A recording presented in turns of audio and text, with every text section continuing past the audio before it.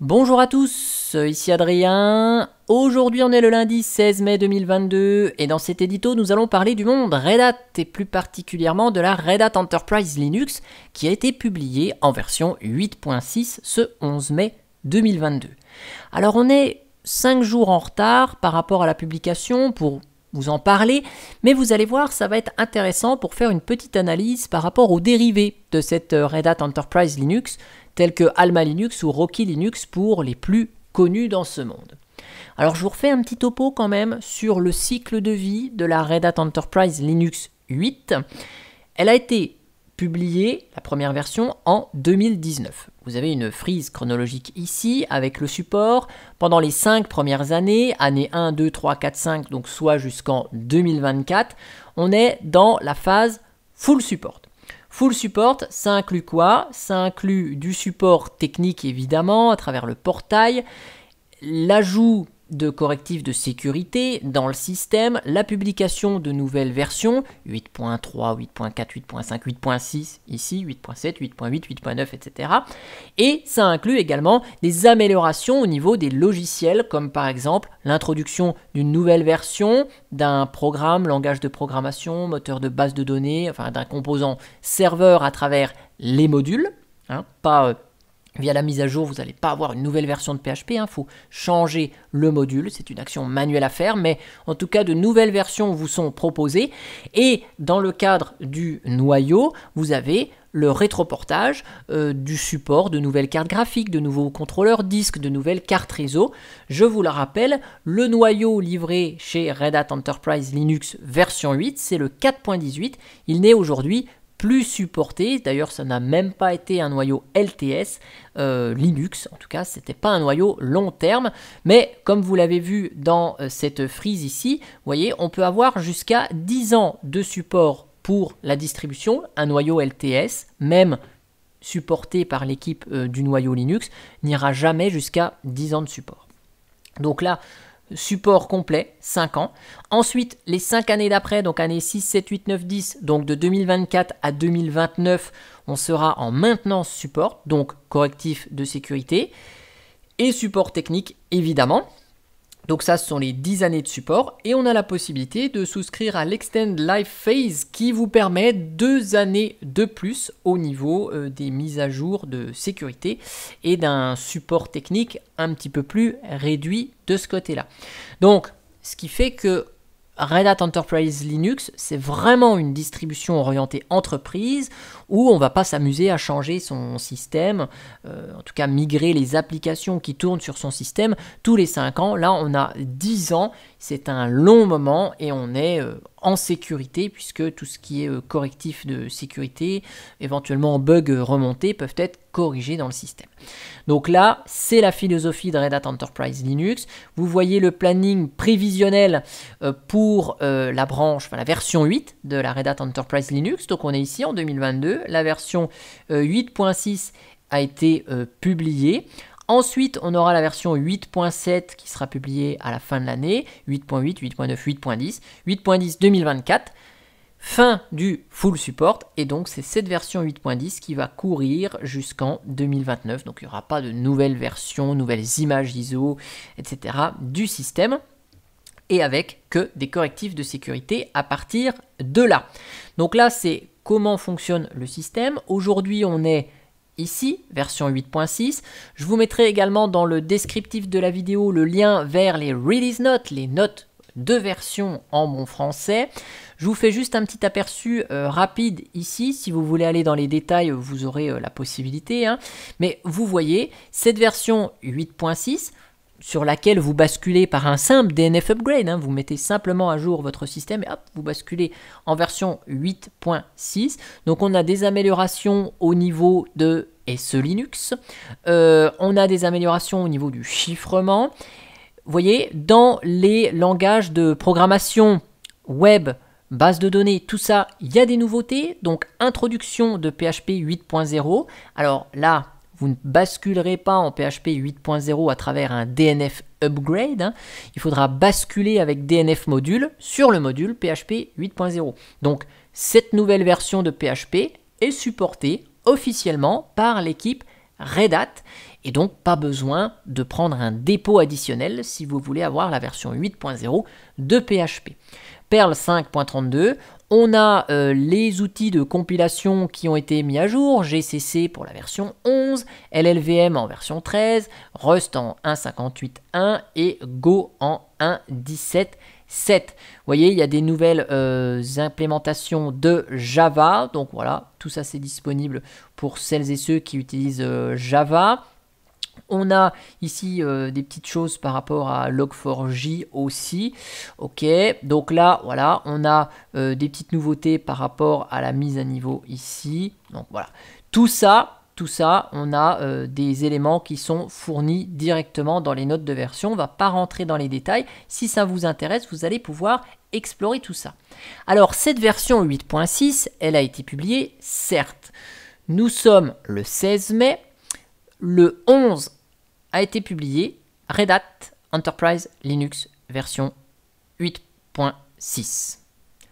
Parmi les dérivés de Red Hat, la première qui a été publiée en tout cas en version 8.6 chez DistroWatch, c'est EuroLinux.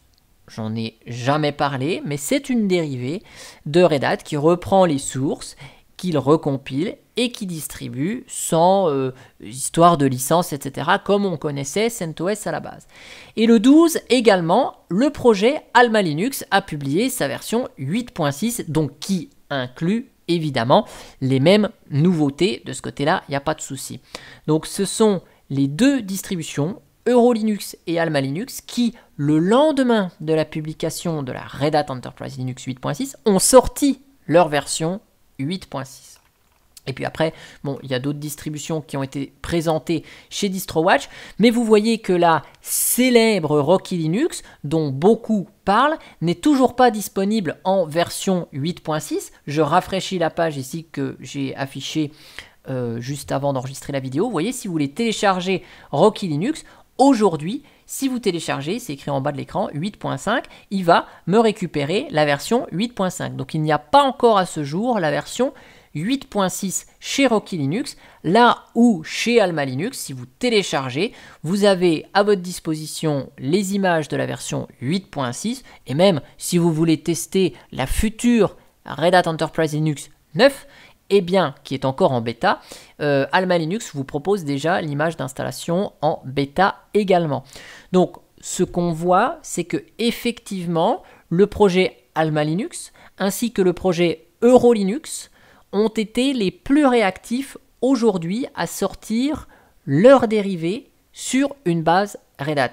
Ce qui montre que les équipes ont travaillé, ont de la volonté, et donc qui dit qu'une équipe a la capacité de sortir le lendemain de sa distribution mère, la même version, a réussi à remettre en paquet tout ça, et bien ça montre que l'équipe est réactive et que en cas de vraiment gros incident de sécurité où il faut produire rapidement des correctifs de sécurité pour ces systèmes, et bien ces deux équipes sont quand même très réactives, ce qui donne une plus-value pour moi à ces deux dérivés par rapport à Rocky Linux qui patine un petit peu. On a vu que le Rocky Linux a mis un peu plus de temps à sortir sa version stable par rapport à Alma Linux, et que là, avec les éditions, les versions mineures de Red Hat Enterprise Linux, bah, ça a du mal à produire le travail et à sortir rapidement. Alors, là n'est pas le problème, puisqu'on a un système fonctionnel chez Rocky Linux,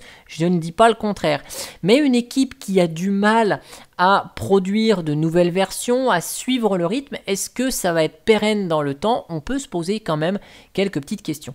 Et là, je reviens rapidement sur les dépôts des deux distributions. Donc là, on voit Rocky à gauche et Alma Linux à droite.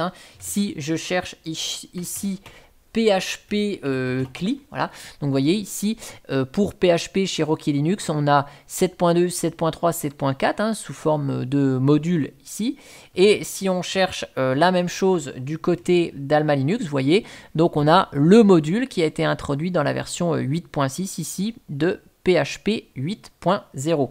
Donc vous voyez ici, PHP en version 7.2, 7.3 a été fait pour la version 8.3. Ici, on voit même que PHP version 7.4.19. Ici, on est à la révision 2. Oui, le module a été rafraîchi pour cette version 8.6. Là, on est en révision 1.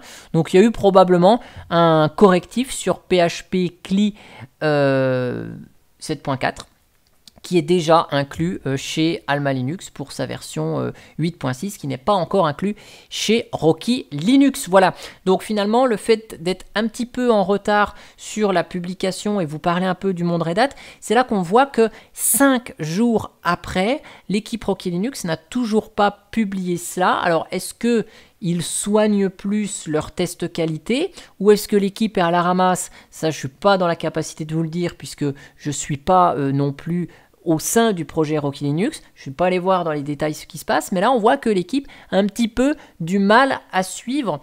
Et donc ça renforce quand même un petit peu cet avis que j'avais tout au début où il y a eu cette crise avec CentOS où le support a été ramené à fin 2021 et qu'il fallait vraiment trouver une alternative.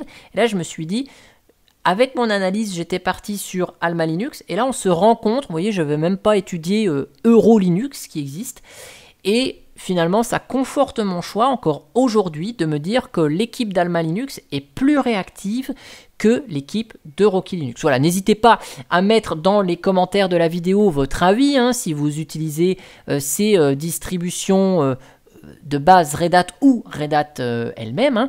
On va échanger. Je ne suis absolument pas anti-Rocky Linux, hein. Je vous indique juste à travers ce constat que ça renforce finalement ce choix que j'avais fait d'Alma Linux qui pour moi est le bon, avec les argumentations que je vous avais décrites à travers plusieurs vidéos et articles sur le site linuxtricks.fr.